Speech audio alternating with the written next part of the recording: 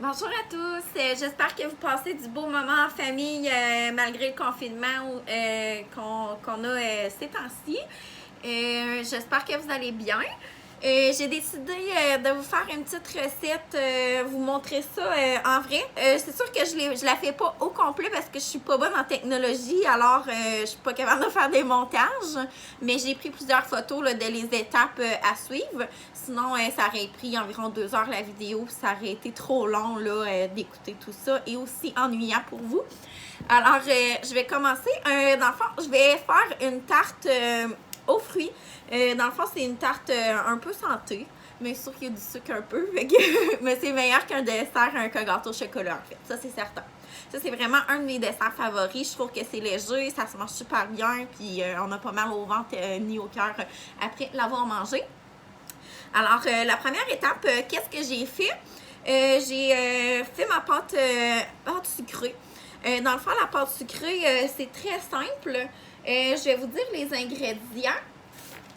Puis là, je fais pas le montage. Je fais tout ça tout d'un coup, là, parce que je suis pas bonne en montage. Fait que si je fais des erreurs, je m'excuse. Dans le fond, je vais vous donner les quantités pour la pâte sucrée pour avoir une tarte. Ça va être juste bien. Là, ça se peut qu'il vous en reste un petit peu aussi par la suite. Mais sinon, vous pouvez faire des super bons biscuits là, avec cette pâte-là. Avec une glace royale par-dessus, là aussi, c'est vraiment très très bon. Là. Moi, cette recette-là, je l'adore. C'est vraiment meilleur que la pâte à tarte traditionnelle. Là, celle-ci est sucrée. Puis en plus, c'est fait à base de beurre. Mais je vais vous donner, pour les gens qui ont des allergies alimentaires, je vais vous donner des petits trucs. Puis c'est ça. Fait que... dans le fond, pâte sucrée. La recette, je vais essayer de pas trop marquer, pas trop parler vite, excusez-moi. Vous pouvez prendre un papier crayon. Dans le fond, c'est 250 g de farine mélangée avec 100 g de sucre glace. Sucre en poudre pour les gens qui se le demandent. Dans le fond, on mélange la farine et le sucre glace avec également 2 g de sel. On mélange ça ensemble. Ensuite, vous allez ajouter 150 g de beurre avec l'outil qui s'appelle une feuille. Si vous avez le malaxeur KitchenAid comme celui-là qui est juste ici. Sinon, vous pouvez prendre un fouet aussi là, à la main qui va vraiment très bien. Je ne l'ai pas ici d'être en haut dans ma cuisine personnelle. Je me suis rendue mes 2 cuisines personnelles en fait, là, mais c'est pas un fouet comme ça, c'est vraiment un fouet que tu viens tenir comme ça. Puis ça fait un peu un demi-cercle. Ça va vraiment très bien là, pour mélanger la matière grasse, qui est le beurre, avec les poudres, qui va être en fait farine, glace et beurre. Lorsque tout ça c'est bien mélangé, que ça va faire un mélange homogène avec seulement des petits grains de beurre, on va venir ajouter les œufs et la vanille. Les œufs, ça va être 60 g d'œufs, qui équivaut à un petit peu plus qu'un œuf. Puis 5 g de vanille qu'on vient mélanger au mélange. C'est bien important de fouetter l'œuf avec la vanille avant là, de l'ajouter aux poudres. Ensuite, on vient tout mélanger ça. Vous pouvez continuer de mélanger un petit peu au fouet demi-lune. Je ne sais pas comment ça s'appelle, je m'excuse, on ne l'a jamais utilisé dans mon cours de pâtisserie.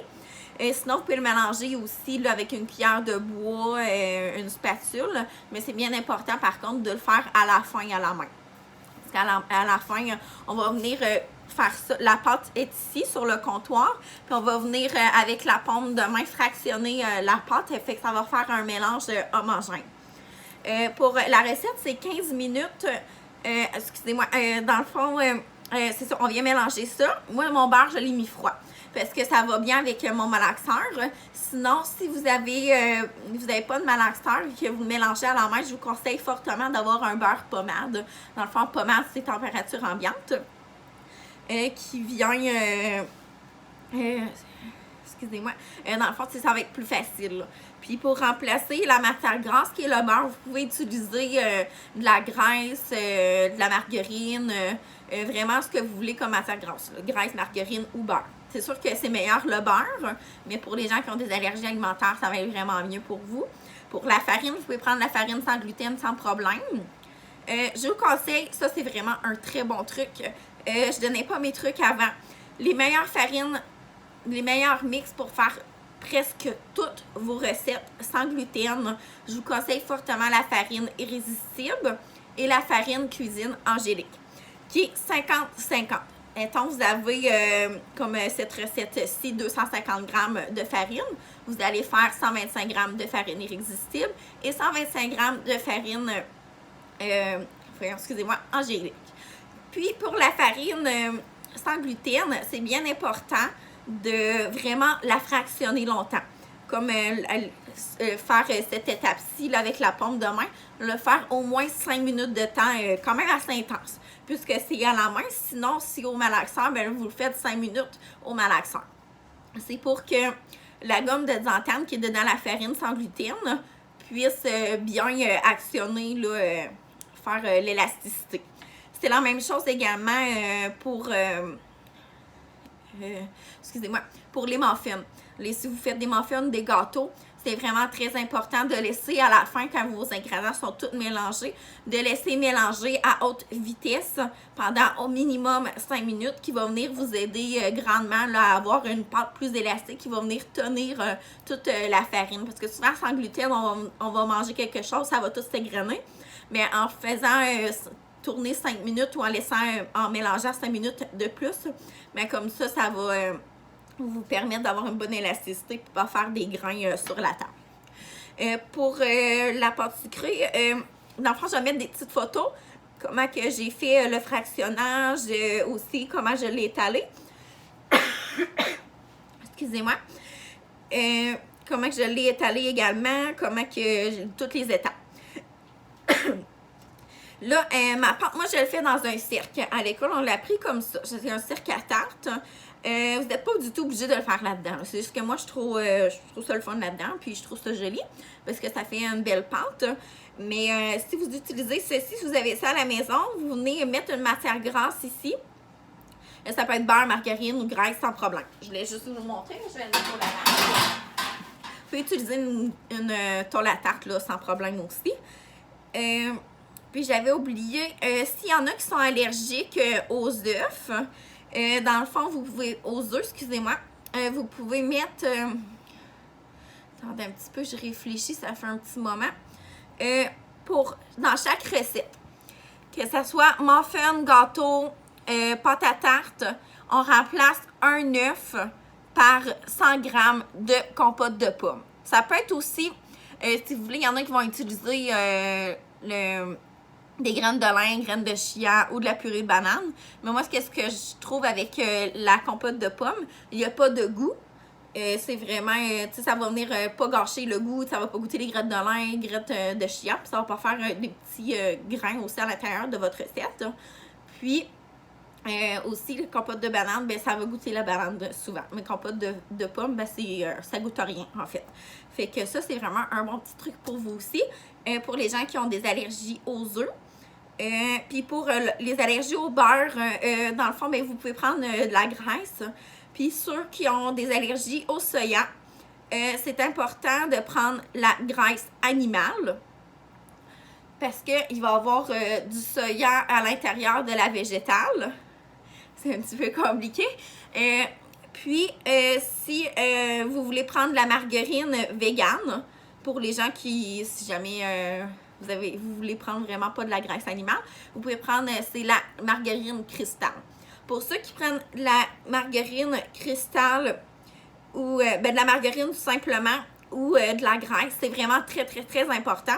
Quand vous avez fini de fractionner votre pâte, vous pouvez le mettre dans un bol ou le mettre dans un pellicule de plastique et au réfrigérateur. C'est très important qu'elle soit froide quand vous allez l'étaler. Vous allez l'abaisser, excusez-moi. C'est le vrai terme. Avec le rouleau à pâte. Sinon, si c'est avec du beurre, comme moi que j'ai pris avec mon malaxeur, vu que mon beurre était froid, j'ai pu utiliser ma pâte tout de suite. Si jamais je l'aurais fait avec un beurre, excusez-moi, pommade, à ce moment-ci, il aurait fallu que j'attende que ma pâte soit froide. Souvent, moi, qu'est-ce que je fais? Je ne vais pas utiliser mon réfrigérateur, je vais utiliser mon congélateur. Parce que j'aime ça aller vite. Fait que puis j'ai hâte de y goûter. Fait que qu'est-ce que je vais faire? Je vais mettre ma pâte au congélateur quand elle est bien refroidie.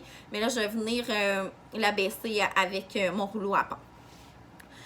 Pour ça ici, si vous voyez, là, ma pâte, quand elle sort du four, c'est 350 degrés pendant 15 minutes. Quand elle sort du four, le fond va être très moelleux. Fait que c'est tout à fait normal. Quand elle est dorée comme ça, là, ça veut dire qu'elle est prête. Puis là, vous voyez ici, ça fait pas un beau rebord. Enfin, ça, je sais. Ouais, comme ici, on le voit un petit peu plus. Ça fait pas un très joli rebord.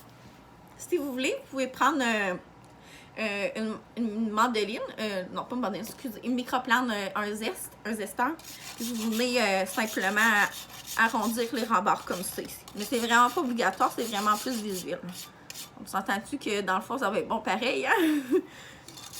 Et des fois, quand on a des invités ou peu importe, on aime ça quand que c'est bon. Fait que je vais faire cette étape-ci. Je vais essayer de me dépêcher parce que la vidéo, sinon, elle va être très longue. Voilà, c'est terminé pour ça ici. Je remets ma pâte. Là, comme vous pouvez voir, les rebords sont plus jolis. Si vous voyez, comme ça. Ça, j'ai terminé, je mets ça dans mon lavabo. Je vais prendre un petit tapis comme ça pour mettre mon nappage. Par la suite, quand ma pâte était prête, j'ai fait ma crème pâtissière. Ma crème pâtissière, je vais vous donner la recette pour une tarte également. C'est 250 ml de lait. Ça peut être 250 grammes, là, sans problème. Une tasse, vous prenez une tasse ou la balance. 50 grammes de sucre. Dans le fond, 27 grammes de fécule de maïs. Un œuf, puis 3 grammes de vanille. Dans le fond, vous pouvez faire chauffer le lait tout seul. Quand il commence à frémir, à bouillir légèrement, vous allez ajouter tous les autres ingrédients qui vont être mélangés ensemble. Dans le fond, ça va être le sucre, fécule de maïs. Vous pouvez les mélanger en premier pour que la fécule de maïs, parce que souvent c'est porté à faire des petits motons. Sinon, vous pouvez les tamiser aussi. Si vous avez un tamis, là, ça va vraiment très bien là, pour la fécule. Mélangez le sucre et la fécule ensemble. Vous venez ajouter les œufs. C'est bien important de mélanger tout de suite avec un fouet les œufs. Sinon, le sucre va venir brûler le jaune qui va faire des grains dans votre crème pâtissière. Alors, sinon, si ça fait des grains, c'est moins bon au goût. Ça va être plus granuleux. Puis, c'est moins joli également. Puis, vous mélangez aussi la vanille à l'intérieur. Alors, lorsque ça frémit, le mélange, vous allez verser tout de suite le mélange d'œufs avec le sucre, fécule et vanille. Puis, vous allez mélanger vraiment très, très rapidement. Vous allez voir, ça va commencer à épaissir. Lorsque ça épaissit, vous pouvez continuer là, de mélanger au moins un bon 3-4 minutes. Moi, je fais au moins un bon 3-4 minutes pour que, dans le fond, les œufs ils stérilisent comme il faut. Parce qu'il faut que ça dépasse 74 degrés pour tuer la salmonelle des œufs. Ensuite, je l'ai versé sur une plaque à pâtisserie. J'ai mis une pellicule de plastique dessus et je l'ai mis au congélateur pour qu'elle refroidisse le plus rapidement possible. Sinon, vous pouvez le mettre au réfrigérateur là, également sans problème. Lorsque la pâte, je vais enlever mon papier saran sur le dessus quand elle va être refroidie. S'il n'y a aucune crème pâtissière sur mon saran, dans le fond, ça veut dire qu'elle a été très bien cuite. Dans le fond, qu'elle a été très bien stérilisée. Ensuite, je le mets dans un cul de poule. Un cul de poule, c'est ça ici pour les gens qui ne le savent pas. Et je mélange avec un fouet. Parce que sinon, ça vient comme plus rigide là, au réfrigérateur lorsque c'est refroidi. Puis, ça vient faire le mélange ici qui est un peu plus homogène. Puis, c'est ça. Puis, j'ai des photos également pour ça ici que je vais vous mettre en commentaire. Je m'excuse si j'explique mal aussi. J'essaie de faire mon possible. Donc, moi, j'avais fait beaucoup trop de crème pâtissière. C'est pour ça que je vous ai donné 250 ml de lait et non 500. Parce que moi, j'avais fait 500. C'est ici que je viens mettre de la crème pâtissière. Je Je vais en mettre un petit peu plus. Je devrais en avoir amplement. Puis je viens étaler avec ma spatule. Vous pouvez prendre également une poche à douille là, avec une douille unie si vous voulez pour faire la crème pâtissière. Mais moi, je trouve ça pas nécessaire. J'aime mieux prendre une spatule. Ça gaspille pas une poche aussi en plus. C'est bien important de ne pas trop en mettre de la crème pâtissière parce que lorsqu'on va mettre les fruits, ça va comme faire monter la crème pâtissière. Il ne faut pas que ça déborde de la pâte.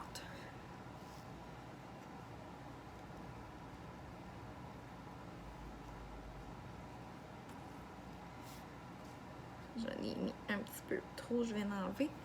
C'est bien important également de laisser la crème pâtissière au réfrigérateur parce que c'est propice aux bactéries puisqu'il y a des œufs à l'intérieur et du lait. Donc, je vais aller la remettre au réfrigérateur.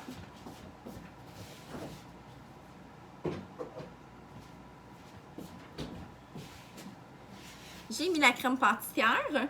J'ai également fait chauffer mon nappage abricot, qui est ça ici. Dans le fond, ça ressemblait à ça ici. C'est vraiment plus rigide. Je l'ai fait chauffer avec de l'eau. Si jamais il y en a qui veulent en avoir, j'en ai également. Là, je peux vous régler ça, ce problème-là, parce que ça ne s'agite pas en grande surface.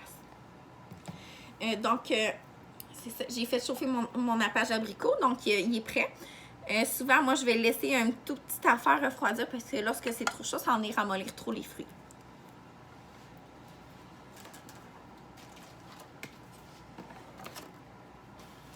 Donc, je vais tasser légèrement ma tarte et je vais couper les fruits. Moi, j'aime bien utiliser ce couteau-ci avec les petites dents. Ça vient bien agripper les fruits. Puis je l'ai pris aux fournitures de Beauce. Puis c'est pas très dispendieux. Ça vaut vraiment la peine d'acheter un couteau de qualité pour que ça fonctionne bien.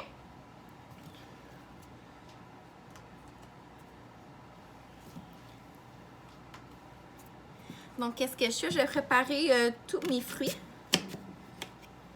Je vais faire attention également pour ne pas briser ma table. Qu'est-ce que j'y tiens?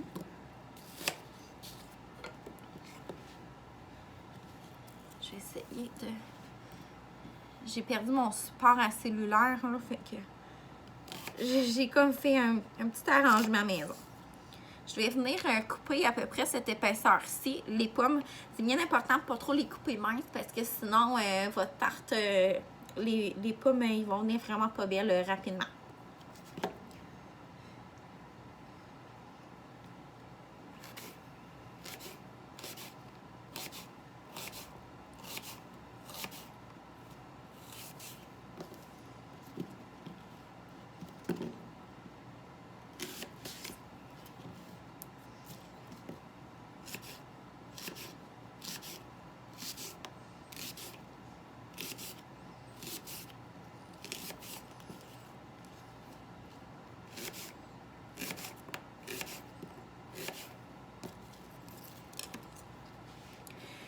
Là, pour la pomme, je vais faire une petite décoration. J'espère que j'ai réussi le premier coup. Ça arrive des fois qu'il fait comme casser, fait que ça fonctionne pas.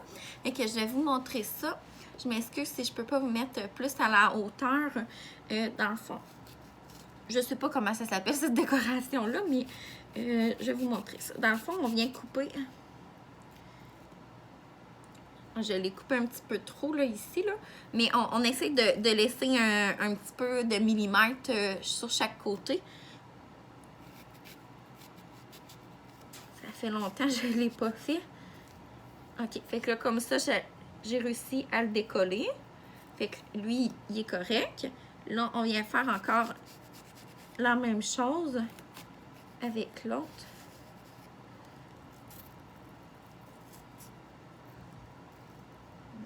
Fait qu'il a réussi à décoller également. Comme ça ici. C'est ma pomme à arrêt. Là, j'ai un petit peu de difficulté parce que je ne l'avais pas en face de moi. Je voulais vous le montrer. Mais vous pouvez faire beaucoup plus mince là, également. Là, puis avoir plus d'étages. Parfois, on a réussi à en faire 4. Puis c'est vraiment très joli en ayant plus. Fait que j'ai fait une petite décoration comme ça. Puis je vais essayer d'en faire un autre avec celle-ci.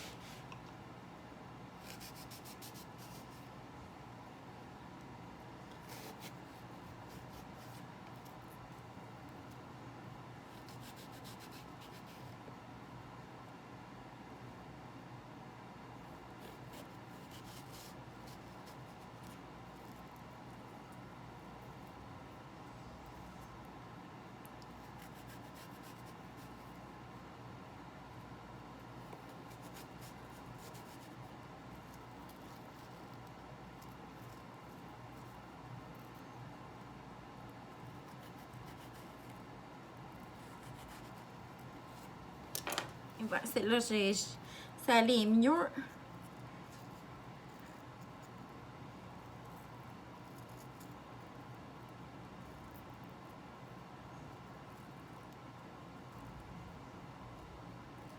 J'essaie de la mettre comme il faut. Voilà. Celle-ci, j'ai réussi à en faire 5, fait que c'est plus joli, je trouve, personnellement.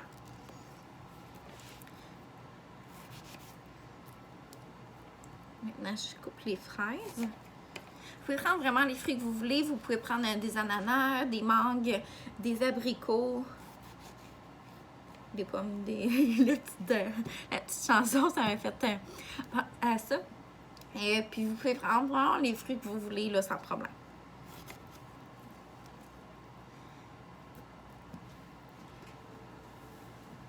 J'essaie toujours de garder quelques fraises les plus jolies aussi, la plus belle forme. Puis je vais vous montrer pourquoi par la suite. Je vais couper des tranches. C'est bien important également de les tranches de fraises, les couper quand même assez épaisses comme les pommes pour pas qu'elles ramollissent trop vite. Puis pour une tarte aux fruits, tout dessert que de la crème pâtissière à l'intérieur, c'est bon 2 jours. Alors il faut vraiment le manger avant 2 jours. Fait que si vous faites une tarte, puis vous êtes tout seul, ben c'est plate, hein, vous êtes obligé de la manger en 2 jours.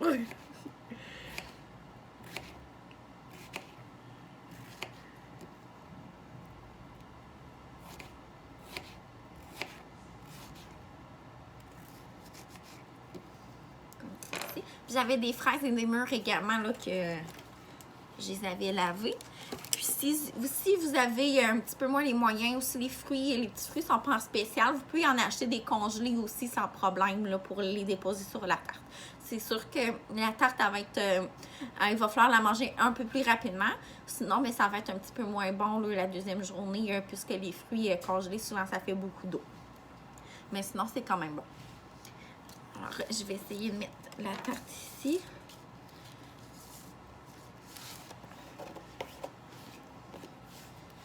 Là, qu'est-ce que je viens faire? Là, il y a un petit peu de farine, mais c'est pas grave. Je viens mettre un petit peu de nappage abricot ici. C'est simplement pour que le fond de ma tarte maintienne mieux. Vous pouvez mettre des raisins aussi. J'ai pas pensé, mais j'aurais pu mettre des raisins aussi. Là, je vais la faire de mon côté parce que sinon, ça va aller mal si je le fais de l'autre sens. Mais je vais vous montrer par la suite, par l'avant. Vous pouvez faire vraiment comme vous voulez, là. Moi, je les dispose comme ça, mais vous y allez à votre choix.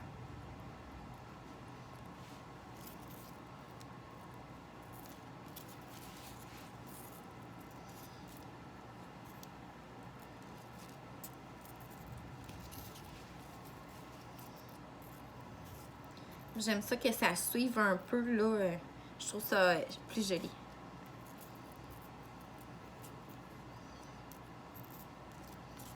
Je vais mettre un petit peu des pommes un peu partout.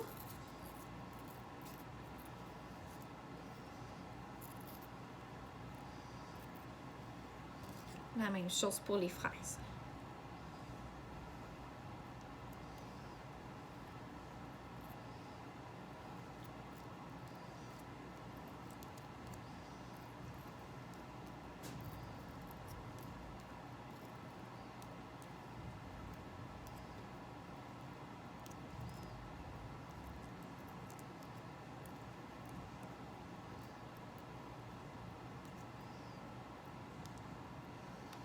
Et ensuite, j'ai ajouté des mûres et des framboises.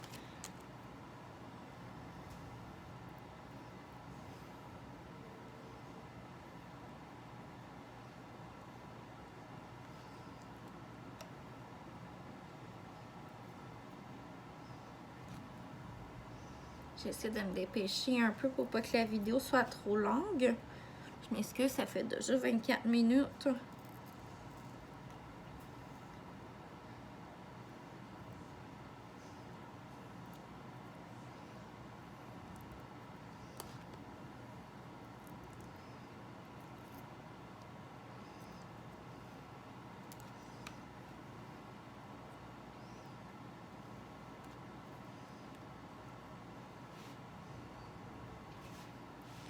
Je vais remplir un peu n'importe où avec n'importe quel fruit. À cause de j'ai comme fait une suite, je trouve ça joli. Mais par la suite, je viens remplir avec n'importe quel fruit, des mûres ou des framboises au centre. Là, pas obligé de faire de suite. Hein. C'est de me dépêcher un peu. Je m'excuse si c'est long. J'espère que vous allez apprécier quand même la petite vidéo. Si vous avez aimé ça, peut-être que ce ne sera pas la dernière. On ne sait pas.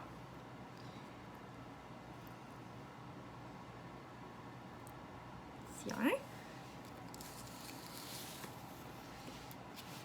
Et voilà. Présentement, ça donne ça ici. Alors, je vais venir... je peux remettre des pommes par contre. Il m'en reste un peu. Pas de gaspillage. Ça, j'aurais pu les manger, mais j'aime ça que c'est bien garni aussi. Je trouve ça joli.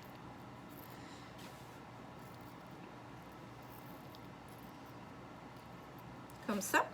Maintenant, je vais venir mettre mon nappage. C'est bien important que le nappage soit quand même assez liquide, mais pas trop épais non plus. C'est pour ça que j'ai ajouté de l'eau tout à l'heure, parce que sinon, ça fait pas très joli sur les fruits. Donc, je viens simplement déposer le nappage.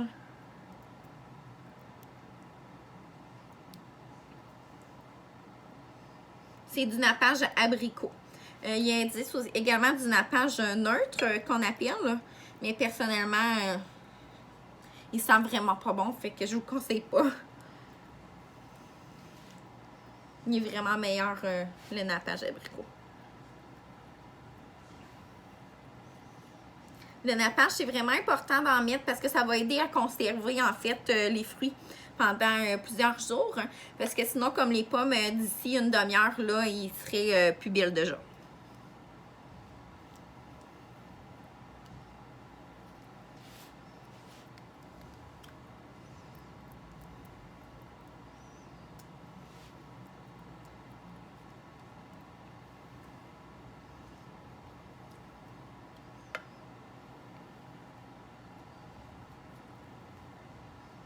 Ça va vraiment mieux avoir un pinceau aussi, vraiment avec des poils et non en silicone, parce qu'en silicone, ça va vraiment pas très bien là, pour mettre du nappage.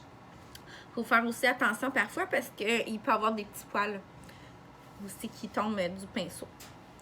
Et c'est vraiment un pinceau alimentaire. Vous pouvez le retrouver aux fournitures de bourse également.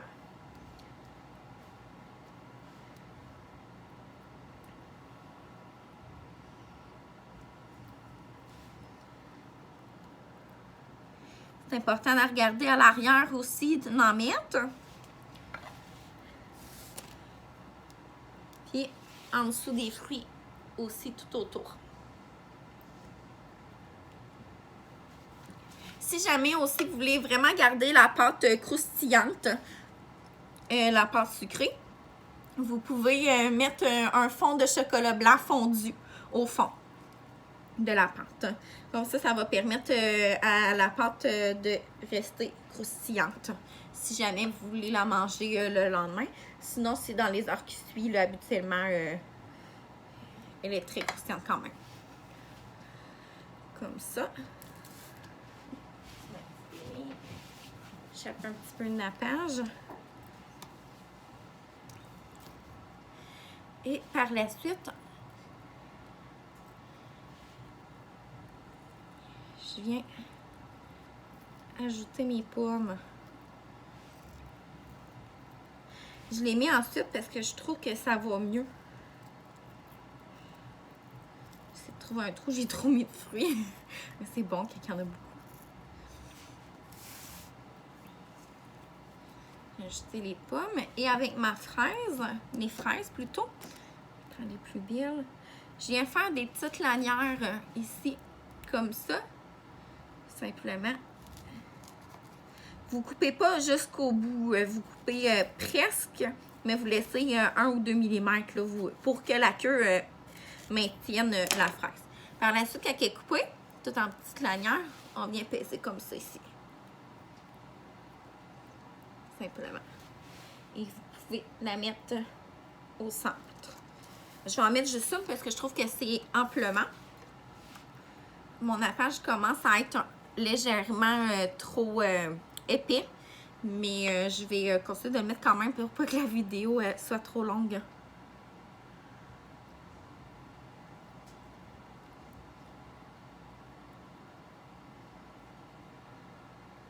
Sinon, je vous aurais conseillé là, de mettre encore un peu sur le feu.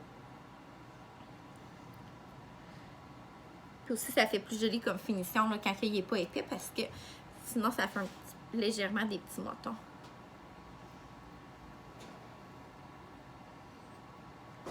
Voilà.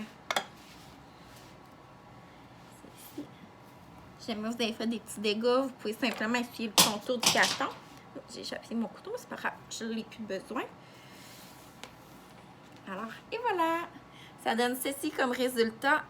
Avec le nappage, ça fait vraiment un plus beau résultat aussi. Ça fait brillant pour les fruits. C'est très, très, très joli. Puis moi, j'adore vraiment ce dessert. Là, c'est vraiment très bon. Alors, j'espère que vous avez aimé la petite vidéo. Aussi, je vais mettre les petites photos des étapes en commentaire. Désolée si ça a été long, mais j'espère que vous l'avez apprécié quand même. Vous pouvez liker et partager. Puis si je vois qu'il y a beaucoup de gens qui ont aimé la vidéo, je pourrais continuer de vous donner quelques recettes et trucs et astuces. Je vous remercie beaucoup. Bonne journée. Bye bye!